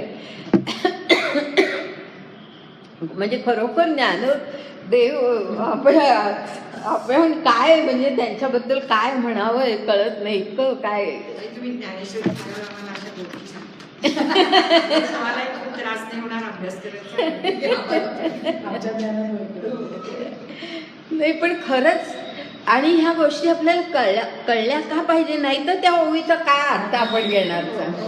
त्रिगुण त्रिपुर असं का म्हटलंय, ह्याला काहीच आपल्याला अर्थच लागणार नाही. मी म्हणजे आता हे अनेक कुठलं हे वाच ते वाच करून मी जमवते सगळं, पण ते आत्ता नाही. मला ऐकू मिळतं ना.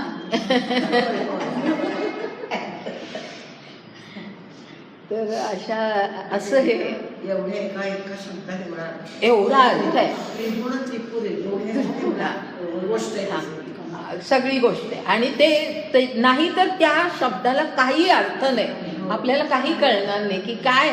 त्यांनी वेढीला जीव दुर्गी, किती बरोबर आहे की आपला जीव त्या अशा त्रिगुणांमध्ये तो वेढला गेलेला आहे.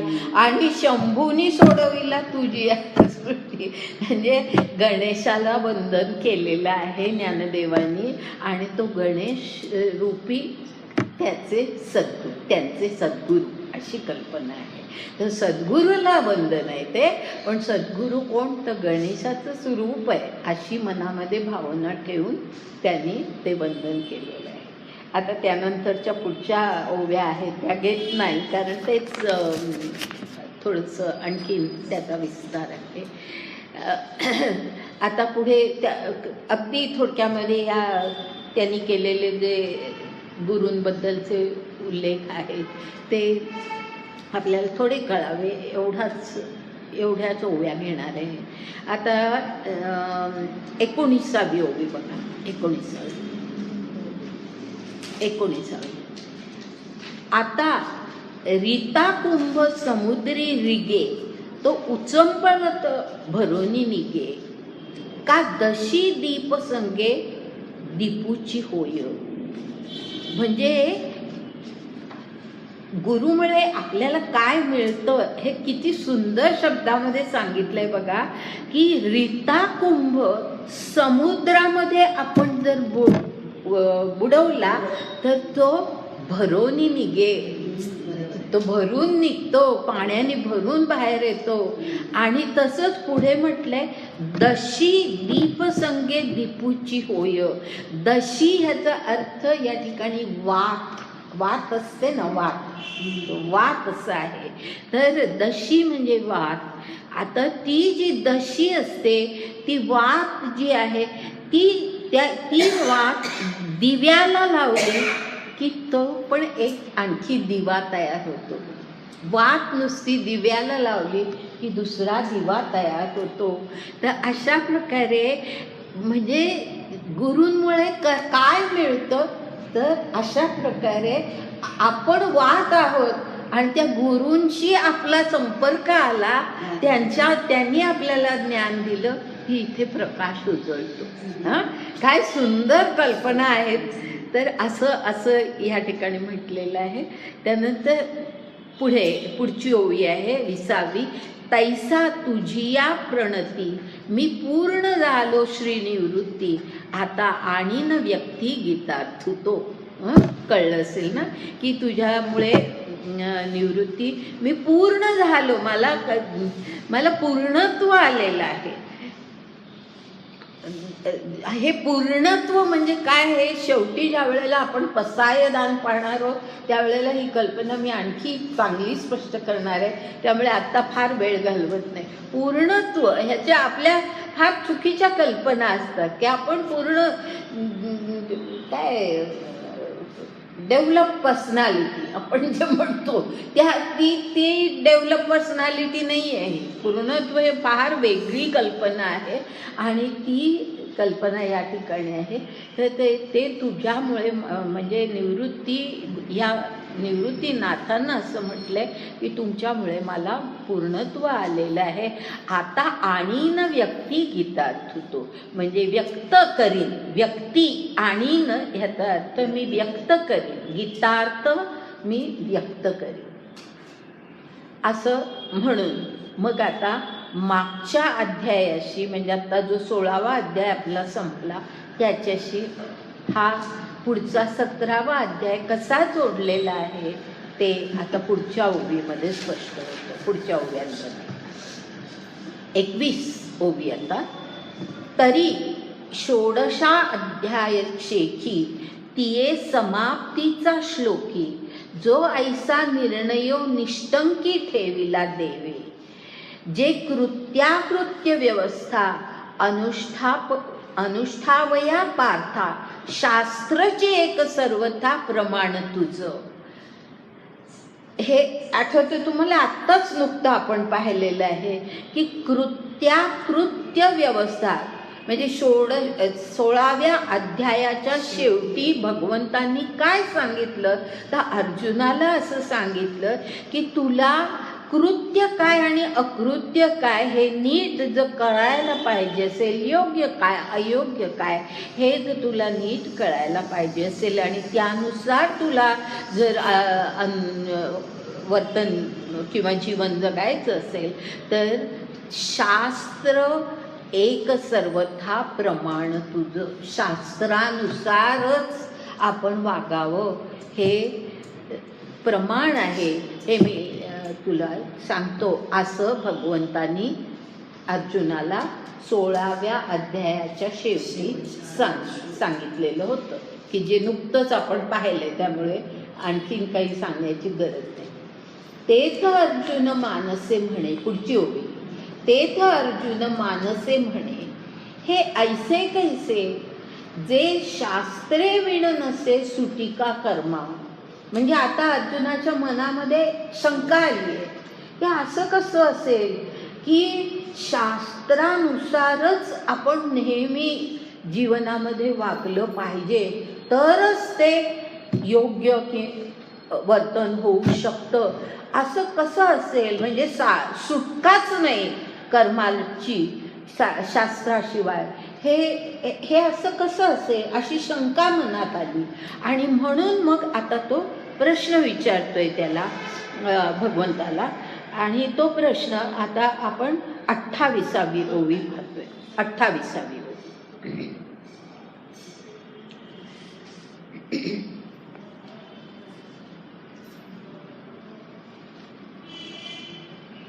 आता तिथे काय म्हटलंय 28व्या, म्हणजे आता पुढे सगळं त्या संदर्भातलं विवेचन आहे. आता 28व्या ओवीमध्ये काय म्हटलंय, शास्त्रे, आणि शब्द सोडून द्या कारण त्या आधीच्या ओवीला जोडलंय म्हणून आणि शब्द आला आहे. तर शास्त्रे अर्थे देशे काळे या चहूही जे एक फळे, तो विपावो की का मिळे आभवयासी. त्याच्या मनात शंका काय आली आहे पहा, की अगदी योग्य शंका आलेली आहे की शास्त्र जे असतं ते कळायला, योग्य प्रकारे कळायला योग्य देश आणि योग्य काळ. देश याचा अर्थ स्थळ, योग्य स्थळ पाहिजे.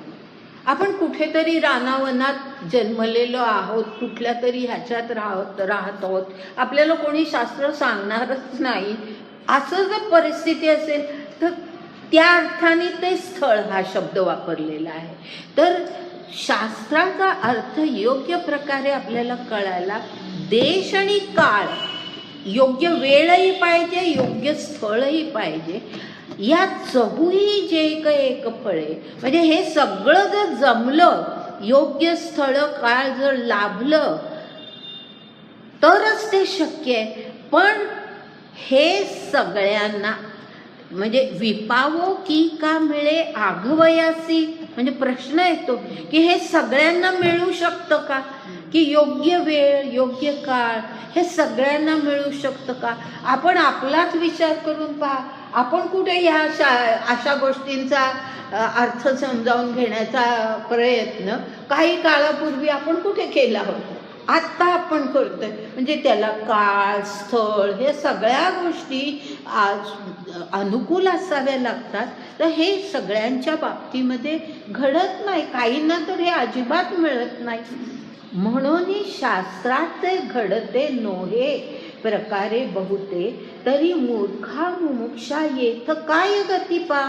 असं त्याला विचार आलेला आहे की जर शास्त्रानुसार आचरण करणं हे त्यांना जर समजा त्यामुळे जमलंच नाही, तर अशी जी मूर्ख माणसं आहेत, मूर्ख म्हणजे अज्ञानी, अशी जी अज्ञानी माणसं आहेत, मूर्ख म्हणजे अज्ञानी, अशी जी अज्ञानी माणसं आहेत, मूर्ख म्हणजे अज्ञानी, अशी जी अज्ञानी माणसं आहेत, मूर्ख म्हणजे अज्ञानी, अशी जी अज्ञानी माणसं आहेत, मूर्ख म्हणजे अज्ञानी, अशी जी अज्ञानी माणसं आहेत, ती पण मुमुक्षू आहेत, म्हणजे त्यांना जाणण्याची इच्छा कदाचित असेल, पण जाणायला कधी हेच मिळालं नाही, स्थळ काळ ह्याचा कधी लाभच झाला नाही.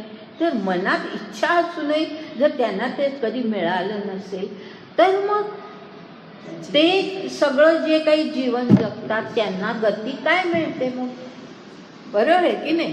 की त्यांची गती काय, मग त्यांचं पुढे काय होणार, असा प्रश्न अर्जुनाच्या मनामध्ये आलेला आहे. आणि मग आता हा प्रश्न पुढे त्यांनी म्हटलंय, हा त्याच्या पुढची ओवी आहे, हा पुसावया अभिप्रावो जो अर्जुन करी प्रस्तावो तो 17व्या ठावो अध्याया येत. म्हणजे 17व्या अध्यायाचा हा विषय आहे की अर्जुनाच्या मनात आलेली शंका आता तो भगवंताला विचारणार आणि मग भगवंत त्याला उत्तर देणार. हा 17व्या अध्यायाचा विषय आहे असं त्या ओवीमध्ये म्हटलेलं आहे. आता त्यानंतर पहिल्या श्लोकानंतरच्या ओव्या आपण पाहतो. पहिल्या श्लोकानंतर आता तो प्रश्न विचारतोय अर्जुन म्हणतोय. आता अर्जुन बोलायला लागला की मनात आत्तापर्यंत फक्त त्याच्या मनातली शंका सांगितली, आता तो बोलतोय आहे, भगवंताला विचारतोय. अर्जुन काय म्हणतोय तर 35वी ओवी बघा, 35वी ओवी. जे शास्त्रे वाचुनी आणिके प्राणिया स्वमुक्षू न देखे ऐसे का कै पखे बोलिलासी.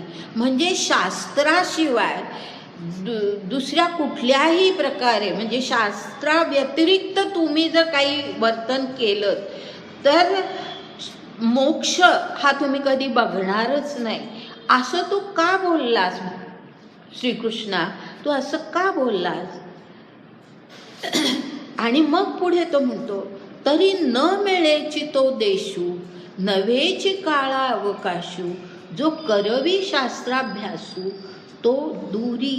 मग ज्याला देश काळ हे लाभत नाही योग्य प्रकारे शास्त्राभ्यास करण्यासाठी, मग तो मोक्षापासून दूरच राहणार का कायम, असा विचारतोय प्रश्न तो. पुढे मधली एक ओवी सोडून 38वी ओवी. उजू नोहेची प्राचीन नेदीची प्रज्ञा संवाहन. काय आहे तिथे? संवाहन. नेदीची प्रज्ञा संवाहन, बरोबर, संवाहन. ऐसे ठेले उपादन शास्त्राचे जया. म्हणजे आता या ठिकाणी ना हे जे काही शब्द आहेत ते नीट अर्थ लक्षात घ्या. उजू नोहेची प्राचीन, ह्याचा अर्थ असा आहे, तो प्राचीन शब्द आहे ना त्याचा अर्थ असा आहे पूर्वजन्मीची कर्म. आपल्याला म्हणून मी सांगते की काही वेळेला त्याचे अर्थ आपण फार वेगळे घेऊ शकतो, तर तसं नाही. प्राचीन ह्याचा अर्थ आहे पूर्वकर्म, पूर्वजन्मीची जी कर्म आहेत ती अशी काही घडली की जी ह्या जन्मी आपल्या हातून अभ्यास होईल ह्याला अनुकूल नसू शकता. नंतर पुढे नेदीची प्रज्ञा संवाहन, म्हणजे बुद्धी काही वेळेला शास्त्र समजावून घेण्याला सहाय्य करू शकत नाही, बुद्धी सहाय्य करू शकत नाही. संवाहन म्हणजे समजलं तर पाहिजे ना, तेवढी तरी बुद्धी पाहिजे की ते आपल्याला कळलं पाहिजे. संवाहन ह्याचा अर्थ ते सहाय्य, त्याचं प्रज्ञेचं सहाय्य जर नसेल तर मग आपल्याला शास्त्राभ्यास करणं कठीण आहे. ऐसे ठेले उपादन शास्त्राचे जया. असं हे सगळं जर असं असेल तर शास्त्राभ्यास करावा हे अशक्यप्राय आहे असं त्यांनी म्हटलंय. अशक्य आहे. अशा परिस्थितीमध्ये शास्त्राभ्यास माणसाकडून घडू शकेल हे अशक्यप्राय आहे. किंबहुना पुढची ओवी, किंबहुना शास्त्राविखी एकही न लोहतीची नखी म्हणून उखविखी सांडिली जिही. किंवा असंही होऊ शकतं की शास्त्राबद्दल म्हणजे एकतर बुद्धी नाही किंवा त्या प्रकारे पूर्वीची कर्म नाहीत, ह्या कुठलीही कारणं काहीही असू देत, पण त्यामुळे शास्त्र या विषयाला, शास्त्रविखी म्हणजे शास्त्र या विषयाला एकही न लाहताची नखी लागणं म्हणजे त्याचा त्याच्याशी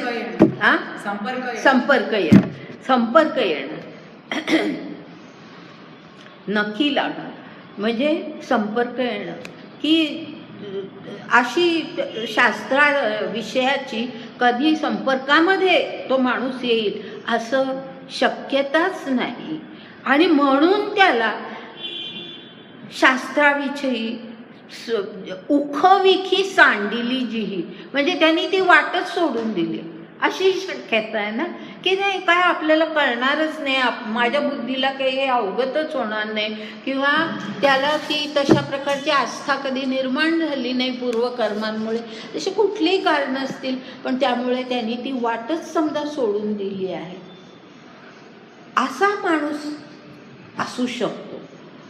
पण त्याच्या बाबतीमध्ये पुढे पहा कसं म्हटलंय, परी.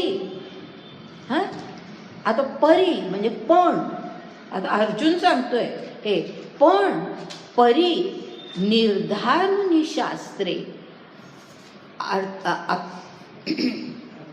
अर्थानुष्ठाने पवित्रे नांदतात परत्रे साचारे जे. म्हणजे या ठिकाणी काय म्हटलंय माहितीये का, की अशी माणसं असू शकतात, पण त्याच्यातही काही माणसं अशी असतात की ज्यांना सगळ्या या परिस्थिती प्रतिकूल आहे, पण तरी सुद्धा त्यांच्या मनामध्ये काहीतरी एक शास्त्र विषयाबद्दल किंवा चांगल्या गोष्टींबद्दलची एक अशी काही ओढ असते की चांगली माणसं जशी वागतात तसं आपण वागावं असं कुठून तरी आतमध्ये मनामध्ये वाटत असतं. आणि म्हणून ते कोणाचं अनुकरण करतात किंवा कोणाप्रमाणे वागतात त्याचा उल्लेख ह्या ओवीमध्ये आहे. निर्धारुनी शास्त्रे अर्थानुष्ठाने पवित्रे नांदतात परत्रे साचारे जे. म्हणजे जी माणसं आज परत्रामध्ये अगदी म्हणजे परलोकामध्ये चांगल्या ह्याच्यामध्ये जे नांदत आहेत, आणि कशामुळे नांदतात आहेत तर निर्धारुनी शास्त्रे म्हणजे शास्त्रानुसारच आपण वर्तन करायचं आहे असा निर्धार करून सगळं जीवन ज्यांची माणसं जगलेली आहेत. म्हणजे कोणीही आपले ज्यांचा उल्लेख त्यांनी मगाशी संत महंत वगैरे अशा प्रकारे केला आहे, अशी ही जी माणसं आहेत की ती शास्त्रानुसारच जगलेली आहे. आणि शास्त्रामध्ये जो अर्थ सांगितला आहे त्याचं अनुष्ठान त्याच्या आधारे ते पवित्र जीवन ते जगलेली आहे. आणि म्हणून ते नांदतात परत्रे साचारे जे. म्हणजे योग ह्याच्यामध्ये परत्रामध्ये त्यांना स्थान मिळू शकतं. अशा प्रकारे साचार म्हणजे अशा प्रकारे आपण म्हणजे ह्या माणसांना ज्यांना कुठल्याही बाकीच्या परिस्थिती अनुकूल नाही आहेत, प्रतिकूल आहेत, अशा माणसांना असं त्यांचे आदर्श कोण असतात तर ही माणसं असतात की जी शास्त्रानुसार वागलेली आहेत, परत्र ज्यांना चांगलं लाभलेलं आहे ते त्यांच्या पुढे आदर्श ठेवतात. तया ऐसे आम्ही होवावे ऐसी चाड बांधोनी जीवे घेती तयांचे मागावे आचार भया. अगदी स्पष्ट आता या ओवीमध्ये झालं की त्यांचं अनुकरण ते करतात, की त्यांना नाही शास्त्र नाही अवगत, बुद्धीही नाही आहे, शास्त्र कधी त्यांच्या हातीही लागलेलं नाही आहे, सगळ्या शक्यता आहेत, पण मनातली इच्छा काय की आपण चांगलं वागावं, आणि म्हणून आशांचं अनुकरण जे करतात अशी काही माणसं असतात. आणि मग त्यांच्या बाबतीमध्ये पुढे असं म्हटलंय, काय झालं? नाही का? सत्संग म्हणाले. सत्संग बरोबर. सत्संग म्हणतात ज्याला, की सत्संगामध्ये आपण असलो की आपोआपच आपले हे तसे विचार होत असतात, वर्तन होतं. 43वी ओवी बघा. तैसे सर्व शास्त्र निपुण तयांचे जे आचरण, तेच करीती प्रमाण आपलिये श्रद्धे. आता ह्या ठिकाणी हा जो श्रद्धा शब्द आलेला आहे ना, तो महत्त्वाचा आहे. कारण आता पुढे सगळं वर्णन त्या श्रद्धेबद्दल आहे. भगवंतांनी श्रद्धेचं इतकं सुंदर निरूपण केलेलं आहे की श्रद्धा कशी असू शकते.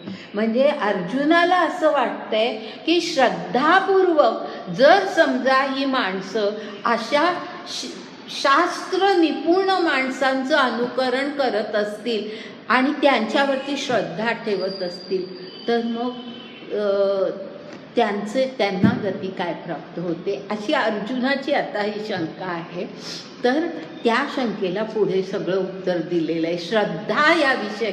म्हणून तो श्रद्धा शब्द अत्यंत महत्त्वाचा आहे या ठिकाणचा, हे लक्षात घ्या. आणि मग त्याला पुढे आपण जाऊया, मध्ये एक ओवी सोडून पुढे जाऊया, 45 ओवी बघूया. तया सत्व रजतमा माझी कोण पुरुषोत्तमा गती होय, ते आम्हा सांगी जोजी. म्हणजे त्या अशा माणसांना की जे श्रद्धेने, त्यांना शास्त्र कळलेलं नाही पण ह्या माणसांचं अनुकरण श्रद्धेने करतायत, अशा माणसांना पुढच्या जन्मामध्ये सत्व रज तम ह्यापैकी कोणती गती मिळते? सत्व, ते सत्वगुणी होतात का रजोगुणी होतात का तमोगुणी होतात? सत्व रज तम ह्यापैकी कोणती गती त्यांना मिळते?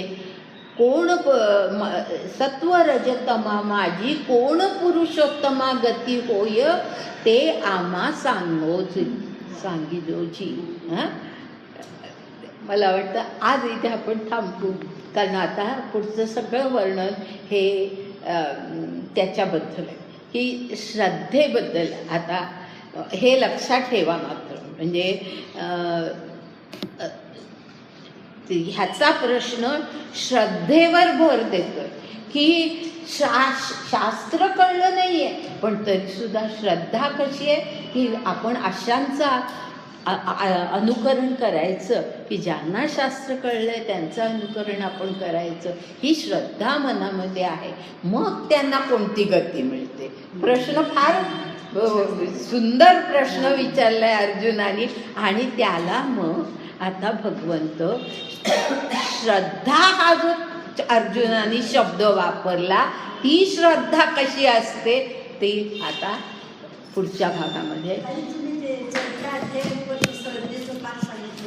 हां हां हो, हे सगळं येतच असतं. पण आता काय आहे माहिती आहे का, आता आपण जसजसे पुढे गेलोत ना, तसं आता आपल्याला ह्याच्या आधी 14व्या अध्यायामध्ये आपल्याला हे तिन्ही गुण कळले, बरोबर आहे ना? सत्व रज तम हे आता पूर्णपणे कळलेले आहेत. आता त्याच्या पुढे आपण जातो. म्हणजे तेव्हा आपण श्रद्धा ही नुसती श्रद्धा म्हणून पाहिली, पण त्याचा सत्व रज तमाशी कुठेही हे जोडलेला नव्हता. आता आपण जे सगळं पाहणार आहोत, हां, आता जे विवेचन आहे ते सगळं ह्याच्याशी आहे. आणि ह्याच्या पुढे सगळंच म्हणजे श्रद्धेबद्दल आहे, पुढे इतर गुणांबद्दल आहे.